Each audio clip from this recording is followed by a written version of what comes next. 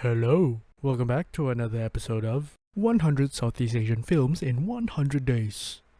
Alright, today we are going through these 5 films. And the first one today is Tongpan by Yuthana Mukdasanit and 3 others. Tongpan is a simple film. However, the film means much more than it can say, and that meaning clearly gets across to me. What I mean by that is the film is not spectacular. It doesn't have any grand displays. There's no consistent music.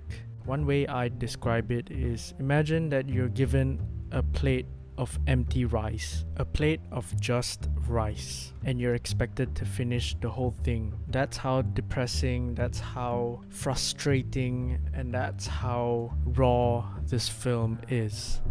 I like this film not because it's entertaining, but because it's very honest and does its best to make you feel how the character feels. It's the kind of film that makes you think and ponder after the film. And number 2 this week, The Last Days of Colonel Savath by Norodom Sihanouk. This film was made by the King of Cambodia himself. It's a short half-an-hour film of how the nation of Cambodia slowly fell into the control of the Khmer Rouge. And this film mostly shows of what life was like prior to the Khmer Rouge taking over the country. And this film doesn't really have much to say except that. And it's probably more of a docudrama with a very slow pace and showing how the whole country is going to fall under a dictatorship. And that was all to it. It was just a display of events. And the third one this week, Ong Bak by Prachya Pinkai.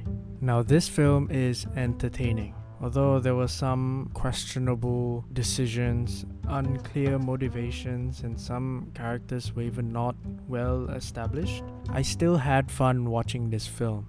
It's action-packed and cuts to the chase. Even the sound design definitely had so much time and effort put into it. And I also appreciate how consistent the colors and texture of the grade was, and the fight sequences.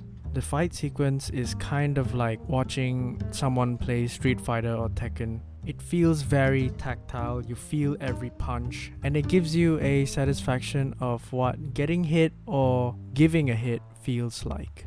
Yeah, overall it's a stylish film, it's an entertaining film, and it's harmless. It's a harmless film, and at the end you just have fun. And the fourth film this week, Shutter by Park Pum Wongpum and Banjong Pisantanakun. One thing I really like about how the story is told in this, the way they do it is they give little information, but they give it bit by bit, and over time it builds up to this whole mountain of things that you do know about the film. And when they decide to give it a twist, it all makes sense at the end.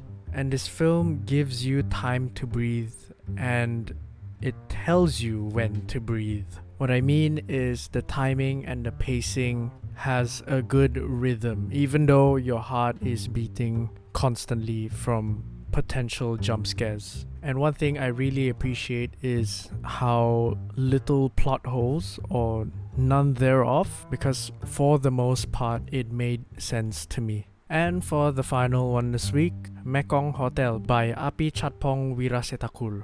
This one is another slow burning film, but it burns good. The dialogues and the monologues here to me felt quite wholesome. It's very dreamy and sleepy, kind of what it feels like to be in a retirement town, which I can relate to at the moment. It's very somber as well, and I get lost in the music and the words from the film.